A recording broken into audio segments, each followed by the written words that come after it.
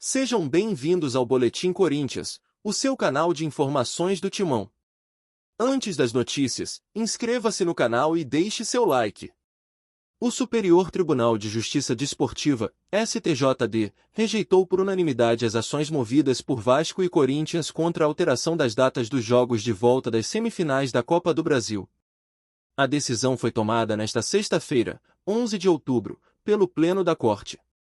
O tribunal entendeu que a definição de datas das competições é uma atribuição exclusiva da Confederação Brasileira de Futebol, CBF, que agiu de acordo com as regras estabelecidas no Regulamento Geral de Competições. Inicialmente, os jogos de volta estavam marcados para os dias 16 ou 17 de outubro. No entanto, em 28 de setembro, a CBF divulgou uma nova tabela com datas diferentes. Vasco x Atlético Mineiro foi remarcado para o dia 19. E Corinthians x Flamengo para o dia 20.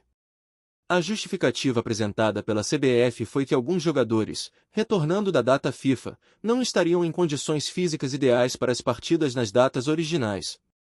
O Vasco contestou a mudança no STJD, argumentando que a alteração violava a Lei Geral dos Esportes e o Regulamento Geral das Competições. O Corinthians apoiou a tese do Vasco, acrescentando que a modificação era contrária às normas e que o clube havia recusado formalmente a mudança, alegando falta de base legal ou esportiva para a alteração das datas. Com a decisão do STJD, as novas datas divulgadas pela CBF foram mantidas. Na primeira partida, o Atlético Mineiro venceu o Vasco por 2-1 em Belo Horizonte, e o Flamengo derrotou o Corinthians por 1-0 no Maracanã. Os jogos de volta ocorrerão em São Januário e na Neoquímica Arena, respectivamente.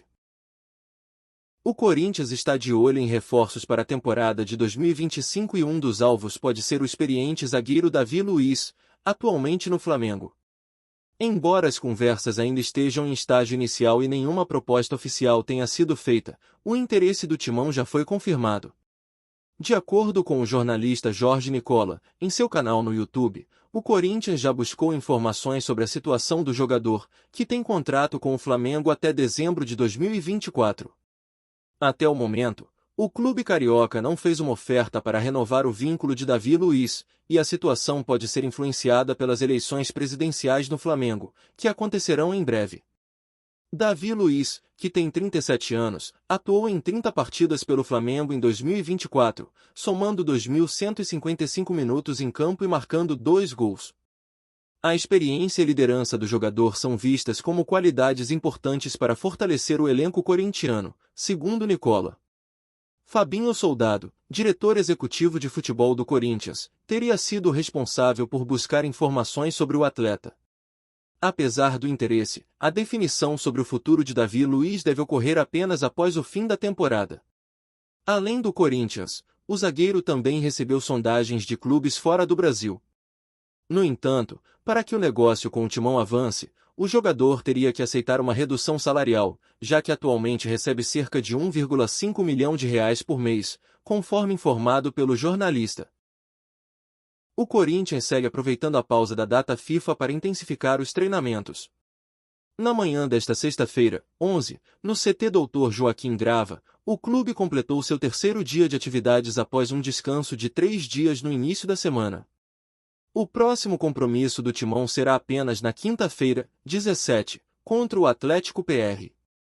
A grande novidade do treino foi a presença do lateral esquerdo Diego Palacios, que está em fase de recuperação. O jogador avançou em seu processo de reabilitação, realizando atividades com bola no campo, acompanhado pela equipe de fisioterapia do clube. Palacios chegou ao Corinthians em janeiro deste ano, mas atuou apenas uma vez, na partida contra o São Bernardo, pelo Campeonato Paulista. Desde então, ele passou por 2 cirurgias, o que limitou suas oportunidades de entrar em campo. O elenco do Corinthians continuará sua preparação na manhã deste sábado, 12, com foco no confronto contra o Atlético PR, válido pela 30ª rodada do Campeonato Brasileiro. O jogo está marcado para quinta-feira, 17, às 20 horas, horário de Brasília, na Neoquímica Arena. A arbitragem para o confronto entre Corinthians e Flamengo pela semifinal da Copa Betano do Brasil foi definida e gerou bastante discussão entre os torcedores. Após o Flamengo vencer o jogo de ida por 1-0 no Maracanã, o segundo duelo, que já estava cercado de polêmicas devido à alteração da data, agora tem um novo ponto de atenção, a escolha do árbitro. A CBF anunciou que Anderson Daronco, árbitro FIFA, será o responsável por apitar o decisivo confronto. Daronco, que já protagonizou decisões controversas em jogos anteriores, volta a comandar um dos maiores clássicos do futebol brasileiro, o que tem agitado os torcedores, especialmente os do Corinthians. Daronco esteve envolvido em uma polêmica recente com o Corinthians, ao apitar a partida contra o Botafogo, que terminou com a vitória dos cariocas por 2-1. Na ocasião, o Timão fez duras críticas à arbitragem, questionando os pênaltis marcados, o tempo de acréscimo no segundo tempo e até a troca dos uniformes após o intervalo.